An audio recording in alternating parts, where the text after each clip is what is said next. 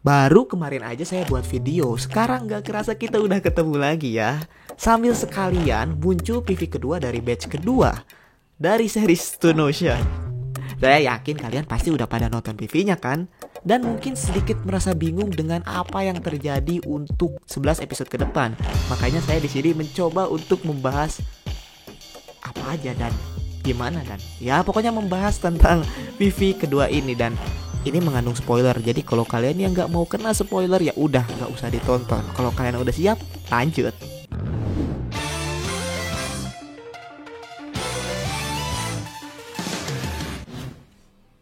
Sebelum itu saya sangat suka sekali ketika PV ini mulai menampilkan detik pertama dari scene yang terjadi. Ketika diperlihatkan pemandangan Green Dolphin Street yang sudah sore menuju malam, yang berarti kan kita ini sudah setengah jalan menuju akhir dari cerita ini. Jolene kembali dibawa ke sel tahanan karena sudah 2 kali melakukan pelanggaran, yang dimana itu mulai agak fatal. Pertama, ia berusaha kabur tapi gagal. Kedua, karena sudah membuat kegaduhan dengan Sportmax. Tapi di sisi lain itu adalah tujuan dari Jolene karena ia melihat sesuatu di ingatan Sportmax. Jadi emang udah tujuannya ke situ. Di sini kita diperlihatkan kamera zoom yang menampilkan siluet hingga badan Jolene yang berada di balik jeruji. Sangat membayangi yang pernah Jotaro lakukan. Ya, bapak sama anak sama aja ya. Dan sangat memiliki persamaan kalau kalian inget. Dan coba deh nonton lagi di part 2 Battle Tendency. Endingnya di situ kita bisa melihat sangat sama scene-nya. Kita kembali diperlihatkan flashback ketika Pucci bertemu dengan Dio di Mesir. Lalu scene berganti dengan disingatan Jotaro yang sedang ia genggam, yang berartikan cara untuk menuju surga yang Dio katakan ini ada di dalam ingatan Jotaro. Karena dulu ketika Dio ini sudah tewas, Jotaro membawa buku harian Dio yang berisikan cara untuk menuju ke surga. Jadi tujuan Pucci mengambil disk milik Jotaro selama ini bukan karena ia tertarik kepada Star Platinum, tetapi tertarik untuk melihat isi ingatannya. Scene pun berganti kepada Pucci yang mengatakan, "Aku harus ke sana." Kata kesana ini merujuk kepada scene berikutnya di mana Pucci memegang tulang Dio yang harus ia hidupkan kembali. Makanya di scene berikutnya Pucci ini bertemu dengan Sportmax. Tetapi di sini Sportmax tidak tahu bahwa yang menyuruhnya ini adalah Pucci. Makanya Pucci bersembunyi di belakang tembok untuk mendengar perbincangan antara Whitesnake dan juga Sportmax.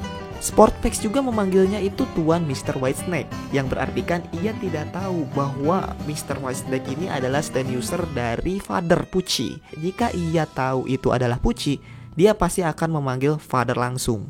Pucci harus mempertahankan posisinya sebagai bapak agar tidak ada yang mengetahui bahwa ia adalah dalang dari semua ini.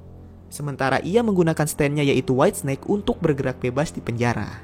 Saya suka detail di mana Sportmax berubah menjadi Limp Bizkit.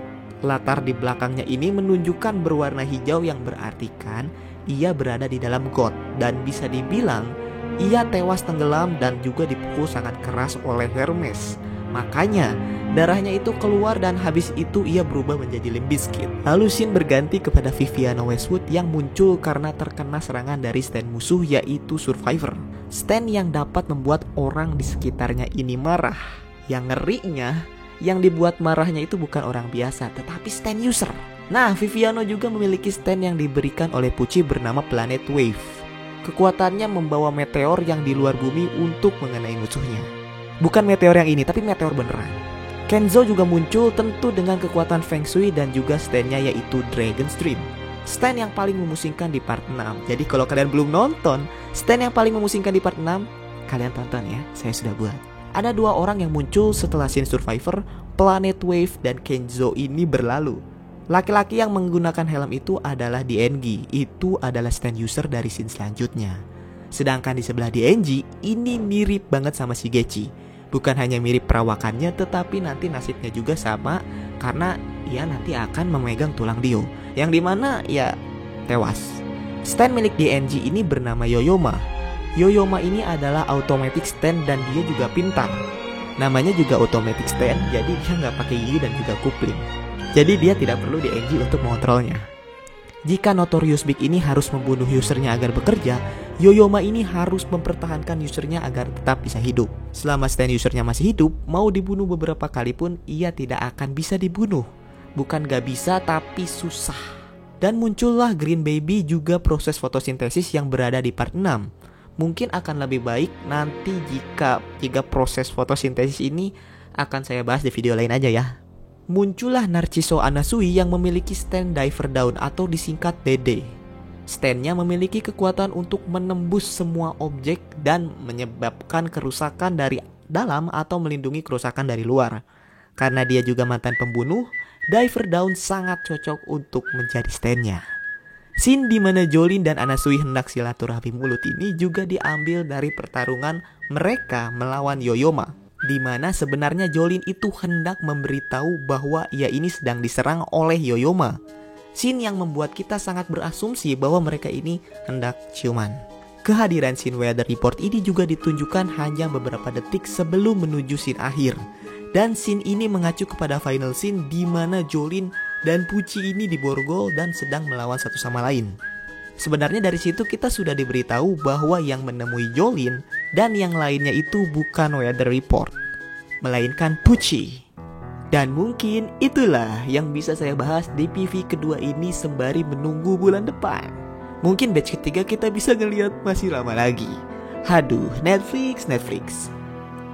Terima kasih teman-teman yang udah nonton dari awal. Maaf bila ada kesalahan kata-kata ya.